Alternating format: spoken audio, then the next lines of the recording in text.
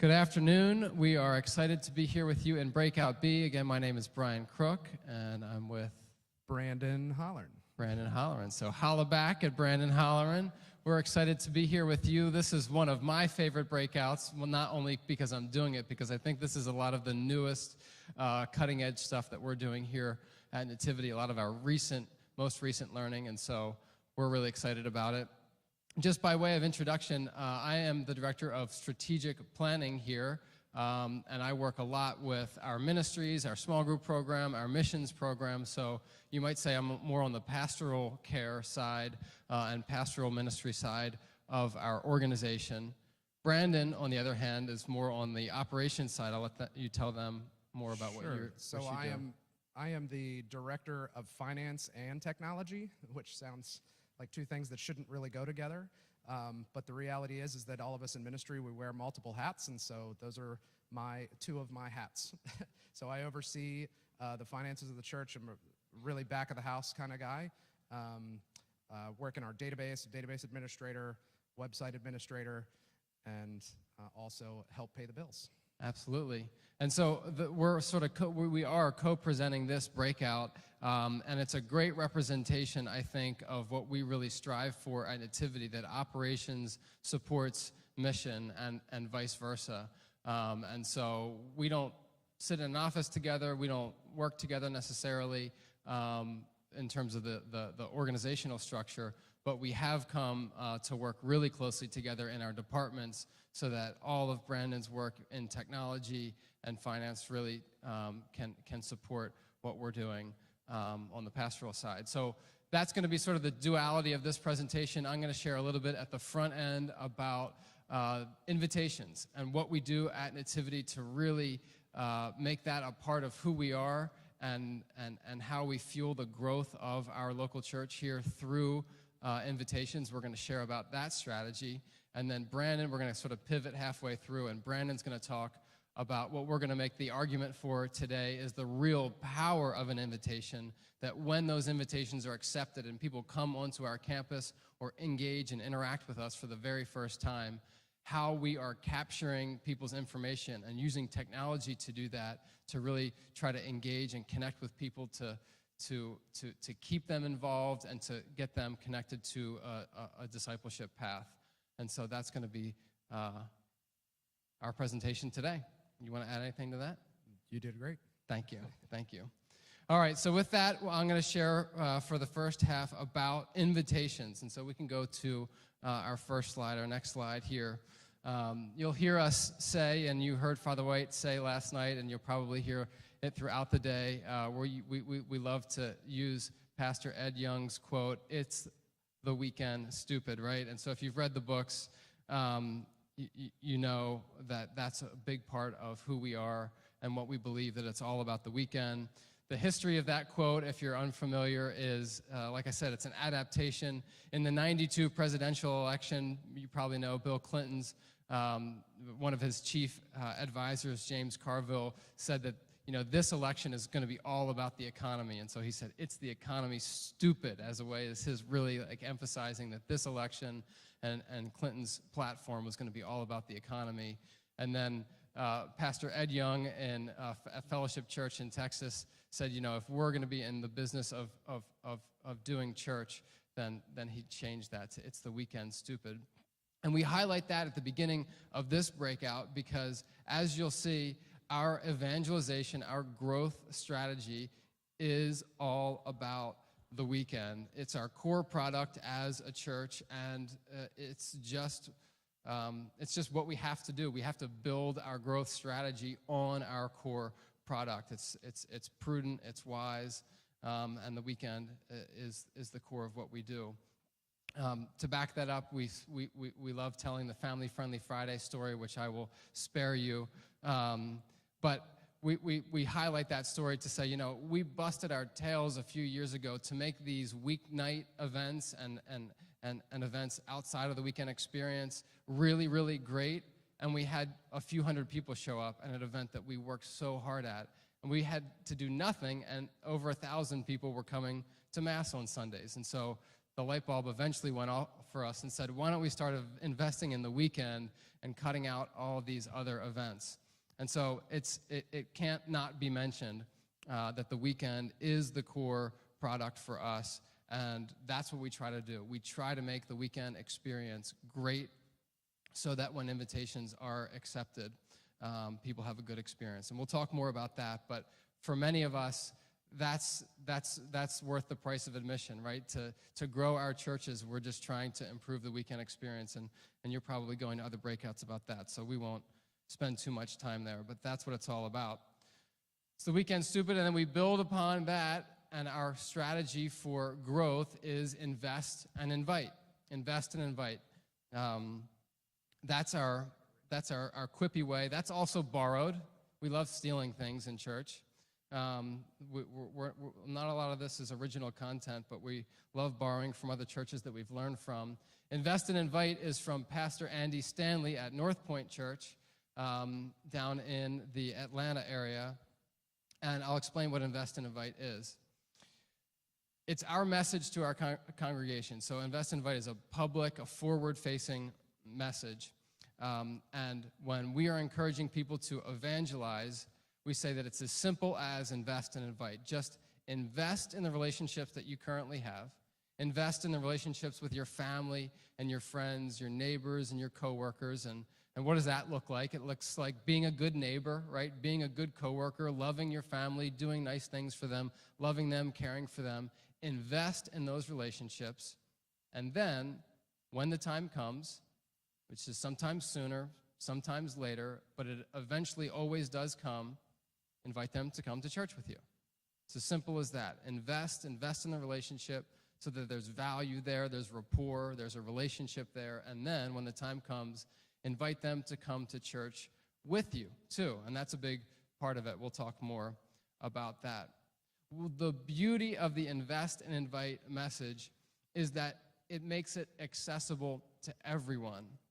There's something in the back of our brains as Christians or as Catholics that we think we have to be, masters at apologetics. We need to have a theology degree or a divinity degree or some seminary training to be a master evangelizer or a theological expert, and that we're like somehow going door to door, like convincing people to become Christian. Well, so few of us are those things, right? And the reality is that's not where people are who are not attending church. Those aren't a lot of the first questions that they have. Maybe eventually they'll have those questions, but the first questions that they have are just looking for a good experience. They're just looking to find value in an experience. And so invest and invite takes all of that out and says you don't have to be a theological expert. You just have to be a good person, be a good neighbor, and then have the courage to invite somebody to come to church with you. And so we'll give 3 reasons why we really believe this to be our core strategy, why this works. The first is it's relational. So this is sort of obvious, right? Invest and invite. You're building a relationship with someone. If you think about this, it's just sort of human nature. If you're at all like me and you get an invitation to go to a party, you get an invitation to go to an event, you get an invitation to do something that maybe is a new experience for you, a new behavior, a new habit, whatever it is, you are far more likely, if you're anything like me, to do that, to attend, to show up if you know someone's there, right? Or if you go with someone. If my spouse goes with me, if my wife goes with me, at least I have somebody to talk to, right? Or if it's terrible, at least I have someone to make an excuse with and leave out the back door. We are far more likely to engage in an uncomfortable experience or a new experience if we can do it with someone that we know and trust. And so relationships make this invest and invite strategy so important. Just a few weeks ago, my in-laws were talking about a new restaurant down near D.C. that they were excited about. My wife and I, was not our favorite kind of food, but we went. We were willing to try it because, one, they said it was good, and they went with us. And so it's just human nature. We're going to do something new that we find comfort, right, and doing it with people we have a relationship with. Second reason why this works is it's all about the experience.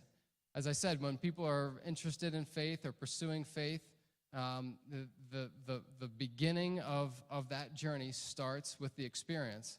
Sure, there's a lot more than just the experience at Mass. We want to get people praying. We want to get people giving. We want to get people engaged in all of these awesome discipleship-forming, faith-building activities. But it all starts with the experience on the weekend. And as Father White pointed out so well last night, when people come to church, they're making assessments of us. They're making judgments of us and God and faith all together based on the experience. And so if they have a bad experience, they're not going to be interested. They're going to make the assumption that the church and that faith and God don't have any relevance to their life. But the experience is good, if it's engaging, then we've got a far greater chance at taking them deeper and deeper in their faith. We always say that, you go to a restaurant, right, and you're going to judge the restaurant by your experience. If you are greeted warmly, if it is clean, if you have a good meal, right, the food tastes good, the service is timely, all of that is the experience. It doesn't matter how good their accounting principles are, right? It doesn't matter how good they are at HR and hiring behind the scenes. If I don't have a good meal, if I don't have a good experience, I'm not going to come back. Just to break in here, our accounting principles are just fine. All right. Last but not least, it works. Just a statistic here. We have a membership program, a membership class every month here when people join our church community. And we survey people when they come. We call it Access Point. And actually, Breakout D later today, the last of our breakout sessions, we are doing sort of an experience of Access Point. We're going to mock up and do the whole program. So maybe that's a breakout you're attending. If not, you can be a part of that for Breakout D. So Access Point is the program where people join the church and we get some information from them and we survey them. And one of the questions we ask is, how did you hear about us? How did you come to Nativity, to the point now where you are joining the parish and saying that this is going to be my church home, this is going to be my faith community? 71% of people surveyed as a part of our Access Point program cite that an invitation from a family member, a friend, a coworker, a neighbor, an invitation from someone was the reason why they first came to church. That's a lot of people. 71% of the people in our parish that are joining say that it was because of an invitation. So that's really the power of an invitation, right? And we've got a lot of opportunity when those invitations are accepted. So that's sort of our case for why invest and invite, why we value the weekend, and why we invite people to the weekend. We don't do other events. We don't do door-to-door advertising or marketing. We don't advertise on TV or on the radio. It's all through invitations of our church members, and that's why we believe in it. Now I'm going to talk for just a minute about how. How do we get people to do this? How do we get members of our church community to do this invest and invite thing? All of these things rotate and revolve around the three core principles Father White talked about last night as well. And this is all about that third one, challenging insiders, challenging the people in our churches to grow in their discipleship. And sharing our faith, this invest and invite thing, is a challenge for insiders. How silly would it be, right, to say of the people in our parishes and our churches that we love Jesus so much, and we value a relationship with God so much in our lives, and we love God, and we see his grace and the power of his love and what it can do for someone's life and their heart and their entire experience, and we don't want anybody to know about it. That's how we treat it sometimes. Our faith is personal, and it's private, and, good luck to the rest of us. But it's a total disconnect, right?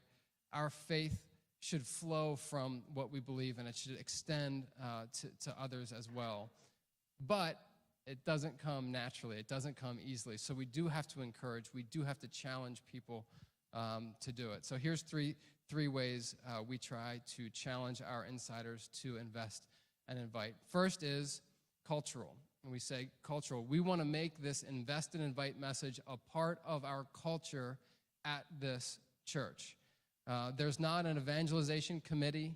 There's not a group of people who are tasked with making invitations, but it's a part of the culture, the DNA of our whole church. And so if you're here, this message applies to you. As I mentioned, we talk about this at Access Point. When someone joins the parish, we talk about sharing your faith and investing and inviting other people to church, because we've found that the newest people to your faith community are among the most likely to extend invitations to others. Again, this is sort of human nature too. I see a good movie, what do? I tell people about it. I don't wait months and years to tell people about it. I do it when I experience it. I find a great restaurant, I tell people about it. And the same can be true of our church experience. And so we want to make that a part of our culture. We mention it at Access Point. We mention it here from the altar. We preach about it when we have announcements at the end of Mass. We call it end notes. We talk about it. It is a part of the core message of who we are. We're always talking about invest and invite. And it is a way to fight against that culture of my faith is personal, it's private. Well, we say that it is personal, but it's not private. It's to be shared. Another way we mention this and keep this a part of the culture is it's one of the 5 steps. And so again, Father White mentioned that last night. STEPS is that acronym. We believe that these are the 5 ways we're going to really challenge people in our church community to grow in their faith. Yes, there are a lot more ways to grow in our faith other than just these 5, but to communicate a clear, concise message, we made that acronym. And share is one of them. So STEPS, the last one, share, is all about invest and invite. So we talk about that, to the point of annoyance here at Nativity. We want it to be a part of the culture. Next reason, or next way we really get this to happen at Nativity is we make it accessible, right? If we're going to challenge people to form a new habit, to engage in a new behavior, we've got to make it easy for them to do and to try. In the book Switch, is just a great book if you've read it, about forming new habits and getting people to switch their mindsets, switch their patterns and behaviors. They talk about motivating the elephant, and actually Craig Rochelle kind of talked about this in his interview, which is that emotional. You gotta, if you're gonna get somebody to do something new, you gotta stir their emotions. You have to direct the rider, so you have to speak to their intellect and their brain and their minds as well. And the third is you have to clear the path.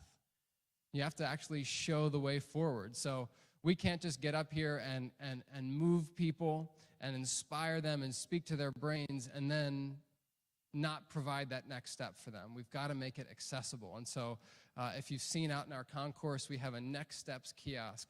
And right from this spot and right from where you guys are, often on Sundays, we will tell people at the end of Mass, go out to that next steps kiosk and take that step. And so it's how many steps? 30, 40, 50 steps just to go out there and take that next step. And so we make it accessible to people. We'll even go beyond that some weekends and have our ministers go down the aisles or out in the concourse, and they will hand cards out to people just where they are. And so it's just lots and lots of different ways we try to make it absolutely accessible to people. If we're going to get them to do something new, we got to put it right in front of them so it's easy for them to take that step. Cultural, accessible, and then the last one is seasonal. You probably know this already intuitively, right? There are seasons in the church where people are more open to checking out church.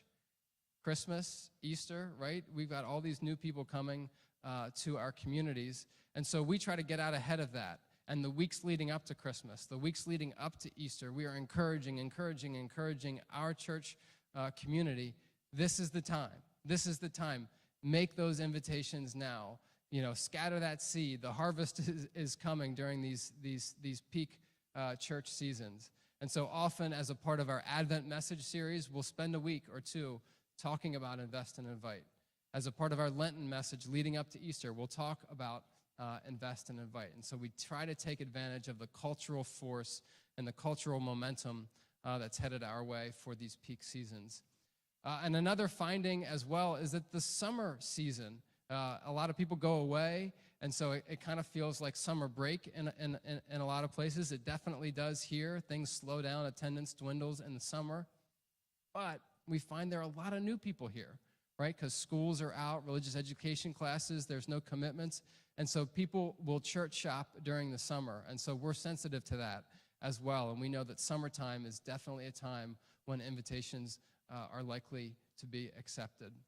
And so that's how we make it happen: cultural, accessible, and seasonal. We're going to share a video with you now as an example of a way that we tried a few years ago to sort of fire on all of these cylinders. It's a video that was shown in Mass. So the context is the weekend message that weekend was all about invest and invite. It was all about that step of sharing our faith. And so for 20 minutes during the homily, our pastor preached about that message. It was in the fall season, and so it was probably October, November, leading up to that Advent period of time.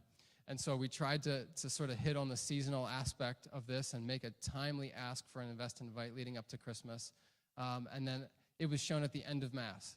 And right after this video played, somebody stood up here on the altar and said, head out, and we're going to give you invitation cards. Take 1, take 50, take as many as you want, and hand them out to people this week or in the weeks ahead to invite them to church. So this is an example of how we tried to do it a couple years ago.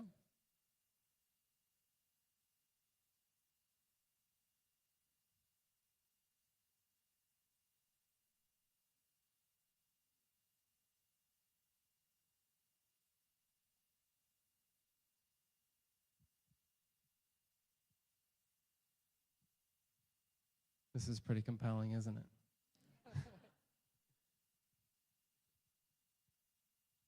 All right, we'll maybe we'll try to replay this later when we can get the audio working.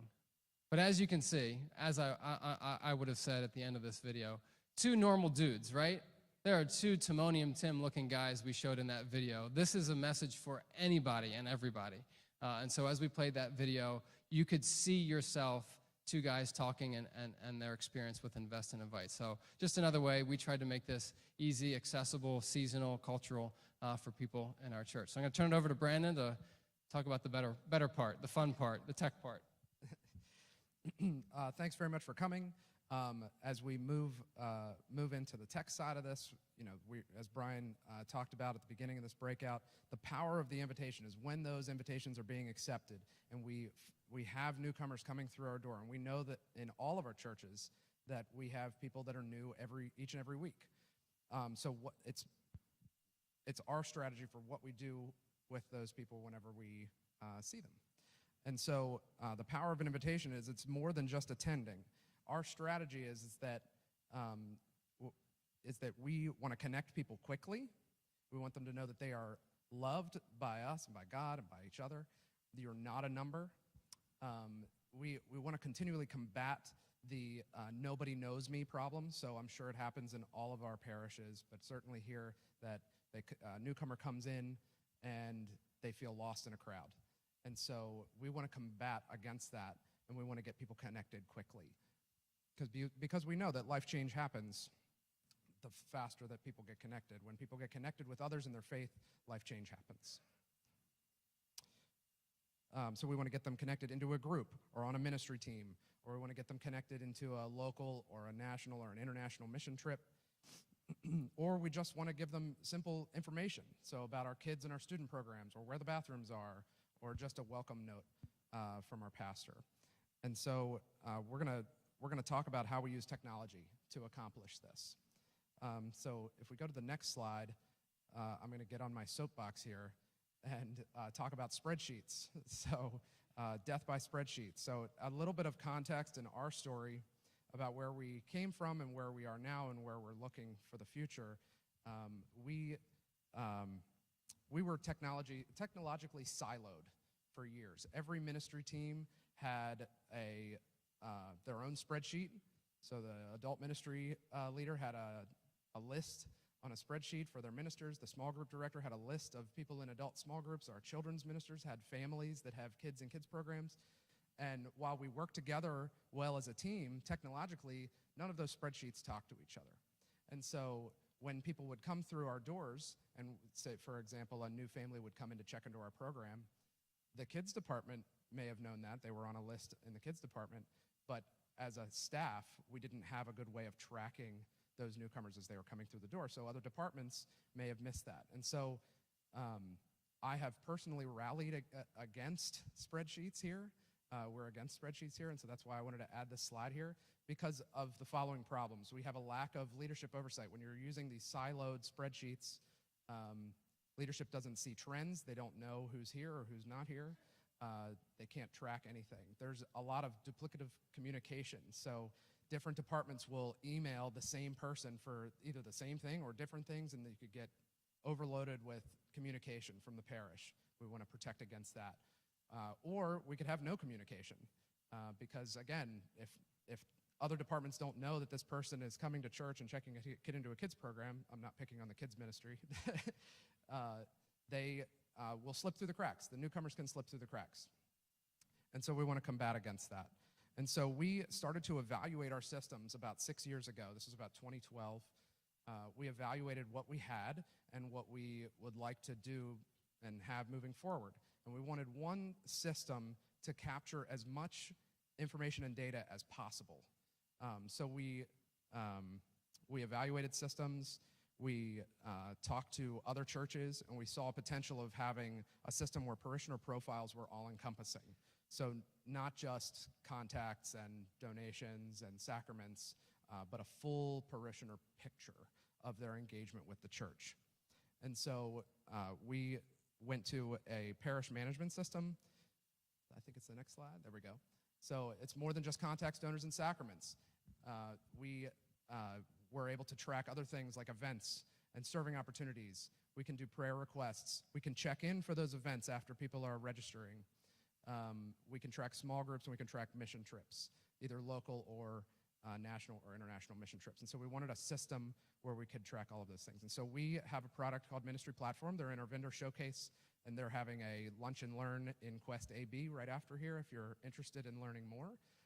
But it's basically the backbone of our ministry. So anytime somebody engages with our church, that information is tracked in Ministry Platform so that we know that I'm a Eucharistic minister, and I'm in an adult small group, and I have 3 kids that are checking into these programs. And so you can see a family profile of a family. You can see their engagement.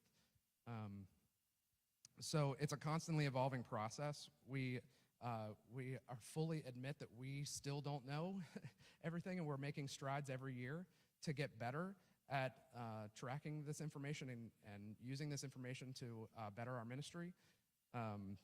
But it took us, at least whenever we migrated, it took us a while to figure it out, and we're still learning.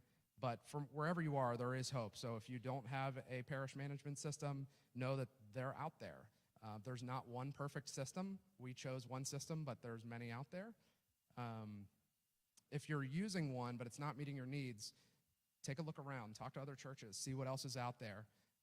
There's a lot of power in this data, and I'm going to talk about that in just a couple of minutes on what we can do just in one piece with newcomer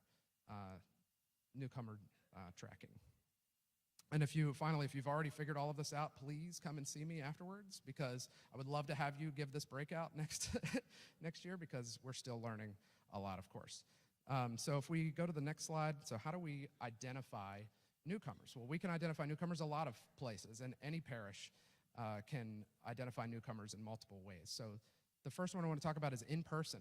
So when somebody comes in person to your church, there are ways that you can identify them. So some churches do connect cards or welcome cards that you can fill out.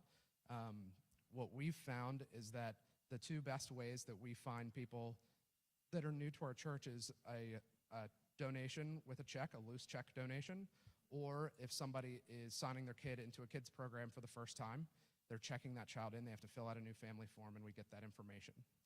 The second way that we identify newcomers is online. So on our website, we've taken a lot of time and effort to organize our website in a way that's easy for newcomers to engage. We're not perfect, of course, and we're constantly making improvements to our website. But one of the things that we wanted to do when we redesigned our website is to have a deep integration with ministry platforms. So when you're engaging with our website online and you're signing up for an event, or you're signing up for a small group, or you're signing up for your kid to do something, that information goes into ministry platform, and you can be tagged as a newcomer. When somebody signs up to serve, if they sign up to join a ministry team, or if they sign up to join a small group, that's another way that we can find newcomers. We have launches here where we're coming up on one shortly, where we're going to ask people to step out of the pews and begin serving and going through that ministry process for volunteering. That's all going to be tracked through ministry platform, and we find a lot of people that we had no idea were here are identified as a part of that process. The same thing with a small group. A lot of people step out and go to a small group lunch, and they sign up for a group, and we find a lot of new people that way. And so that's a great way to find newcomers. And the final way is requesting assistance, so prayer requests, pastoral visitors, all of those ways you're plugging that information into our systems, we can track, and if you're new, we can identify you as such. So once we have that information, what do we do with it? There's a lot of ways, and a lot of churches do different things. So this is, as Brian was talking about, kind of where we are now, kind of what we're just coming into a season of coming up with a system of assimilation and a system of welcoming newcomers to try to get them connected as fast as possible. So the first way we welcome, it varies per situation, but the first way that I want to highlight on how we welcome newcomers is a first-time check-in. So a first-time check-in, what I'm talking about here is a first-time children's check-in. So if you're checking your child in to All Stars, which is our 6 weeks through 6 years program, it happens at all of our masses every weekend. We have a newcomer table where you can fill out a family card, and we put you into the system, and we print out a name tag, and we escort you to your child's room, and we give you a little parent receipt so you can pick your child up afterwards. So what goes on behind the scenes is after we get that information, we know that this person's new. We have a postcard that we send the child, and we send this the week after they check in. And so we have a volunteer that fills out, this is our Church Nativity Kids logo that we have on the front and on the back. It's just a quick little note thanking them for coming to church last week, and we hope that we see them again next week. And in full disclosure, you know, as Brian was talking about, we borrow a lot of stuff, and so we didn't come up with this. This came from, I went on vacation in South Carolina, and I visited a church down there just to check them out because they were a growing, healthy church, and I wanted to see what they were about, and so I checked in, and we attended a service there, and we checked our kids into their kids programs, and within about 5 days, and this was in South Carolina, so they mailed them up here, but within 5 days, each one of my 3 kids received a postcard from them thanking them for attending, and so we borrowed that idea from them. But it's very effective, and the kids loved it. My kids never get mail, if you think about it, you know, so they get a postcard, they're excited about it, especially my 2 older girls who can read and actually see what they what they wrote. Jack, he's my little guy, he doesn't read yet, but so that's how we welcome a new family that checks in. If we go to the next slide. For first-time donations, this is something that we've been doing for a couple years now, but we've found that it's pretty effective, and we like the process. We're continuing to evolve it, but when somebody makes a donation with a check, with a loose check, we don't get all of their information. We don't get a phone number or an email, but we do get their mailing address. And so we have a process where our ministry platform will generate a report on Tuesday, so we're processing donations on Monday. On Tuesday morning, a report lands in our inbox that says, here are the first-time donors that have donated to your offertory in the last 7 days. And so that would include credit card donations also, but we do it on a Tuesday because we're doing the collection on a Monday. And so our process for that is we actually have Father White fill out a thank you note to them, and then he handwrites a thank you note. So the next slide is just a quick little thank you note that a first-time donation first-time donor will get a thank you note from our pastor. So the final situation I wanted to talk about is just if we get your information online, if we get an email address from you. So if you're interacting with our website, as I talked about, we have an integration with our church management system, ministry platform that we have your name, we have your email, your phone number, so we can start to put you into a process of communication.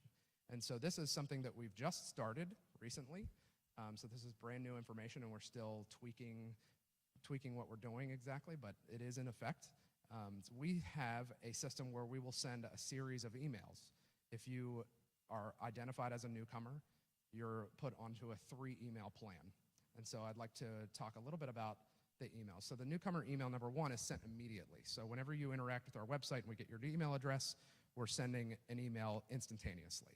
And so it's a welcome note from our pastor, a quick 3-question survey. Those 3 questions, you may have to remind me, is how did you find out about Nativity?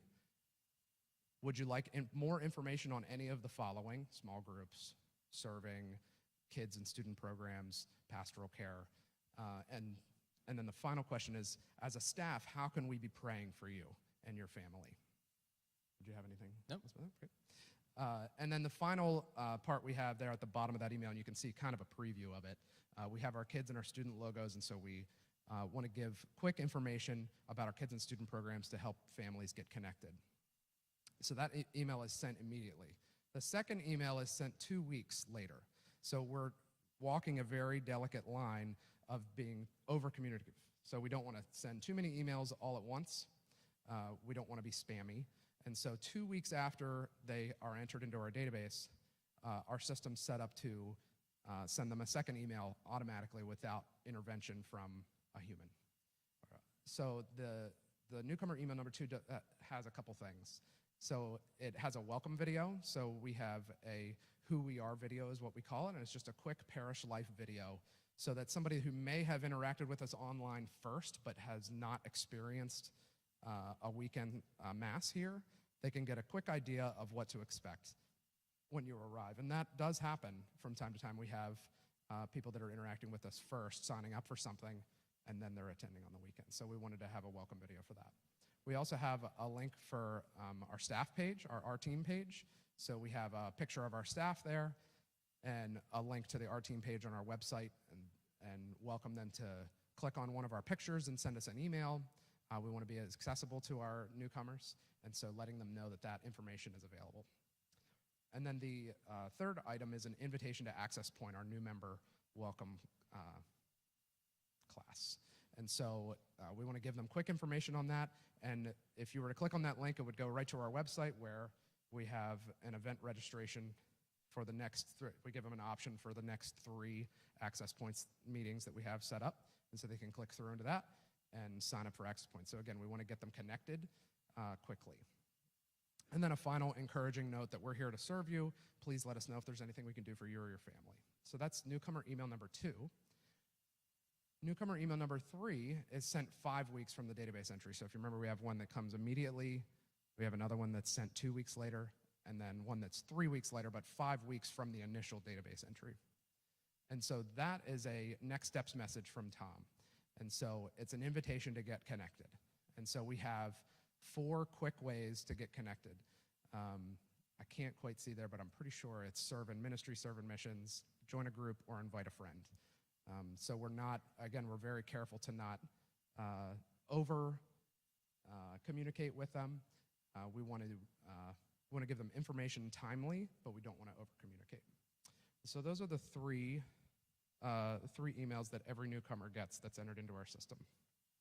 So with that, I'll turn it back over to Brian. Yeah, so we're going to talk about some right nows, and admittedly, we struggled with the right nows for this presentation because we know, there's a wide range probably of where you are technology-wise, from having tons of Brandon's so hated spreadsheets to having a fully integrated church management system. So we're just going to sort of throw out some possible next steps of things that you might be able to implement right now. So first being to pick a time of year in the coming year to challenge insiders in your congregation to invite a friend. So if this is something that's, feels like would be a good fit for your church, just pick a time. Plan at some point in the coming months to say, you know what, we're going to devote a weekend to this, and then give your members the resources to follow up to be successful with that. So we have generic invitation cards. We have event-specific invitation cards like to Christmas, things like that. Pick a time of year could be a great next step for you. Another, as we talked about, we do that new donor thank you. Begin thinking about that. We started that initially. We now have I shouldn't even be saying this because I don't know anything about it. We now have a check scanner system, and so that's part of the process on Mondays. But correct me, Brandon, right? We started doing this even before that was techie. We just wrote down the names of the person and their address and just fired it off. To speak a little bit about that, when I first came on board, my predecessor, they would get a lot of loose checks, and we were getting dozens of loose checks from people that we did not have in our database. And so they would just deposit them unless they were over a certain amount. And so we quickly changed that to put them into the system and to generate a process for thanking new donors. And this was before we were really fully implementing the system that we have now. Right now we have a check scanner that plugs donations directly into ministry platform. It auto-assigns donors to the checks based on the number and the account number and routing number. So it really simplifies that process, but you do not need that. We started and we're doing that for a couple years just by hand and just writing down donors that are new. Right, so that's an application of maybe you do have a church management system, but you're not really using it for tracking that, like Brandon said, that full profile picture of a church member or a family. And so maybe you could just start inputting that data on Monday mornings. Last but not least, start welcoming new families via postcard or email. So again, when people come for the first time, it's just a really nice touch. People, it's always funny when people thank you for thanking them, right? People come up and say, I got your note, or I got your postcard. That really does mean a lot. And so that could be a next step for you as well. We didn't put it in the slides, but as Brandon mentioned, Ministry Platform is out in the vendor showcase. That could be a great right now next step for you to go out and talk to them, meet with them. As Brandon mentioned, right, they're doing a lunch and learn right after that. What was the room? Quest AB. So they're going to be in there right after this breakout. You could grab your lunch, eat, and learn and see if it might be a system for you. As I mentioned before, there's lots of church management systems out there, and there's a lot of great ones out there. This is our partner in ministry, and it's our partner that's helped us to streamline a lot of these processes. Absolutely. So we have a few minutes left. Now, we have the power.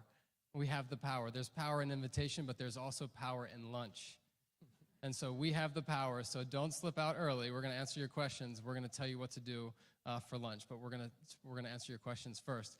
I think we have the audio up for that video now. So all right, let's go back and we'll just show you that video real quickly, and then we'll do Q&A.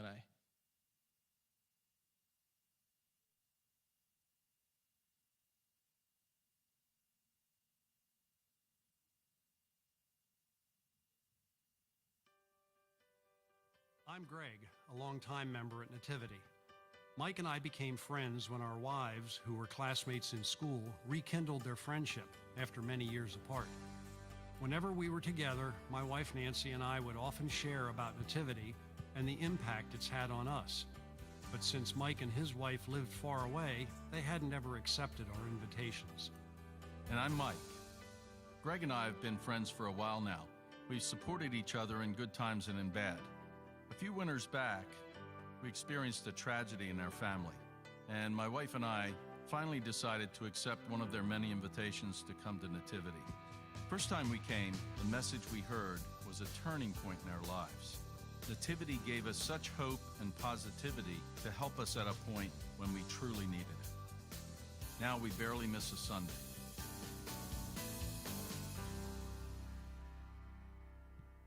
So there you go.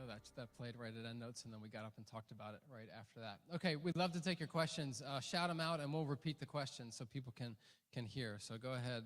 What do you lay it on us? We got plenty of time. Yes, sir.